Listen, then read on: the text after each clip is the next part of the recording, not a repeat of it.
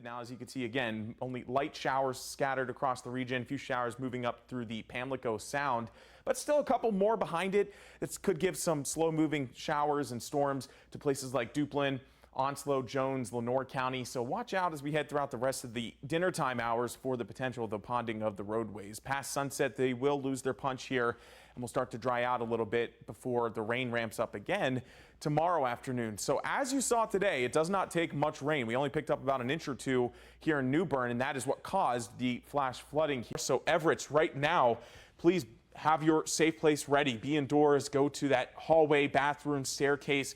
It's pretty much riding along that 64 corridor, and then downstream here in about another 10, 15 minutes, places like Williamston along the 17 corridor just to the north of Beargrass as well. But regardless, we also have a severe thunderstorm warning for portions of Pitt County up towards Bertie as well. Mild afternoon there in Morehead City, a much different look than what we saw this morning. This was taken by Amanda Sherry. Beautiful picture of the lightning off the coast of Morehead City. On Tuesday is somewhat short-lived. This boundary will slide back to the west and another low will form along it.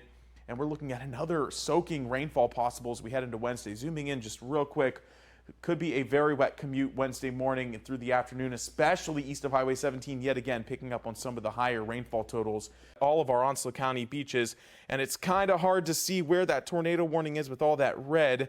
I'll try to turn off the radar here for you. You can get a better picture of where that tornado warning is, that red polygon. Again, right now, that rotation potentially near or just to about to enter Duck Creek and places along Duck Creek, that 172 corridor there.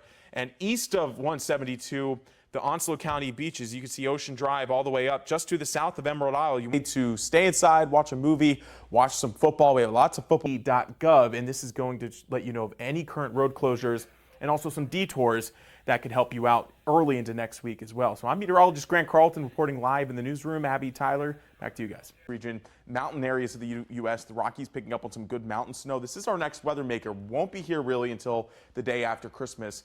The big man comes. We're looking at the mid-60s and even warmer for our Christmas day. Still dry conditions. I'm in charge of the green bean casserole today. Are you? Not the turkey. So how long does it take you to make green bean casserole? This is my first time, so I'm hoping like all-day affair then. 15 minutes. Good luck with that. Continue to learn more about the devastating 7.8 magnitude earthquake that struck south-central Turkey early Monday morning. Eastern Canada, so very faint in the upper levels of the atmosphere.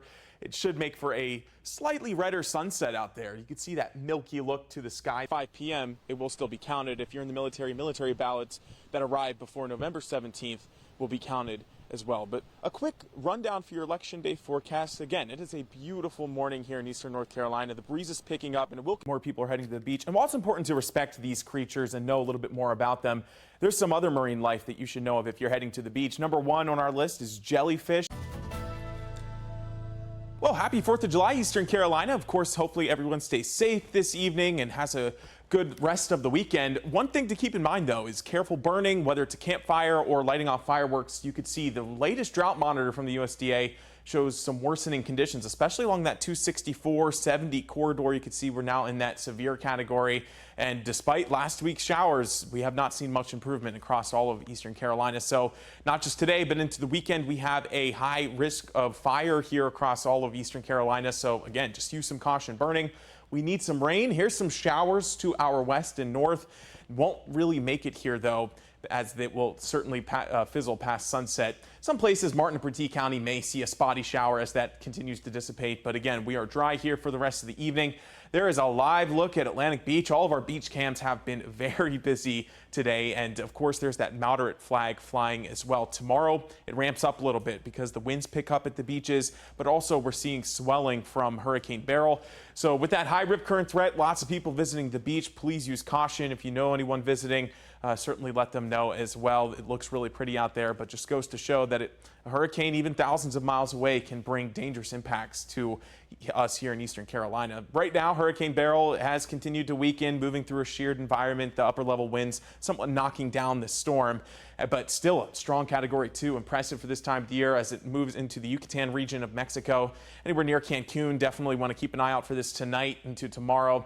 And then once it crosses the Yucatan into Friday through the weekend, it will weaken down to a tropical storm as it interacts with the land. But as it moves through the western Gulf of Mexico, likely going to intensify, a little bit more favorable environment to intensify to possibly a Category 1 near or just to the south of Brownsville, the Texas-Mexico border. So we will be keeping an eye on that. Nothing that we're tracking here right now, which was what we like to see. Just the heat, and the heat is just as important. You can see temperatures still near 100 was what it feels like, I should say, there west of Highway 17 away from that sea breeze front. East of Highway 17, mid to upper 80s. So it'll be a warm and muggy evening here as we stay around the 80s through our firework hours, or if you're heading out for the grill here, definitely a good evening to do that. Just stay cool. Tomorrow, another warm and muggy start, sitting into the 70s. A few clouds, again, those debris clouds moving through tonight will move offshore, and then we'll eventually see tons of sunshine tomorrow by the mid-morning. And it'll become breezy at times. So with the sun and the dry conditions and the light winds, breezy at times, use caution burning. That's another fuel to the fire potentially. Highs tomorrow going to be into the mid to upper 90s. We have a heat advisory tomorrow, not just because of the actual temperatures, which could hit the century mark west of Highway 17, but upper 90s feeling near or above 105. That's why we have a heat advisory. We need the rain, of course. We will start to bring back on those spotty on and off showers as we head into Saturday and Sunday. Not what we need, not enough, but we'll certainly take all we can get. That pattern continues into next week. Again, maybe a tenth, quarter of an inch here and there. We'll certainly take it. And temperatures still going to remain hot, just as it should be for this time of the year in eastern North Carolina. Never drive through standing water, and this is certainly a perfect example of turn around, don't drown. We'll have more coming up later in the show. For now, I'm meteorologist Grant Carlton reporting live in Craven County. Well, it is June 1st, and it is the first day of the tropical season. We officially have our first tropical depression of the season in the northeastern Gulf of Mexico. It could really start to develop. So with a later development, again, more of a Gulftward shift, then we're going to keep an eye on the steering flow. So this high looks to build back into the north.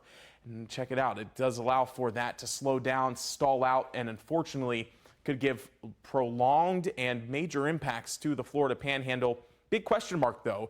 Depending on this ridge, it could actually move to the other side and bring both impacts to the Gulf and us as we head later in next week. So instead of an early to mid next week time frame, we'll have to continue to watch this as we head into the following weekend. So stay tuned to the forecast. Again, no certain details at this time. Well, happy Sunday, Eastern Carolina. It's been a quiet month tropical-wise for all of the Atlantic Basin, but things are starting to become alive a little bit here. You may have seen some pictures on Facebook or online of a potential system here as we head into the next 7 to 10 days. And the National Hurricane Center does have a 40% chance here by about the Friday time frame. It will be around our latitude. Just because it's not going to hit us doesn't mean it's not going to give us indirect impacts. Here's our rip current forecast for today. We are good for our surf and marine conditions, but notice as we head throughout the week, the wave height gets progressively higher and higher, and we could see over 9 to 10 foot waves as we head into the later portion of the week due to Hurricane Lee. So again, important to remember that just because we're not getting those direct impacts, certainly respect those flags and respect those marine conditions as we head throughout the next week or so.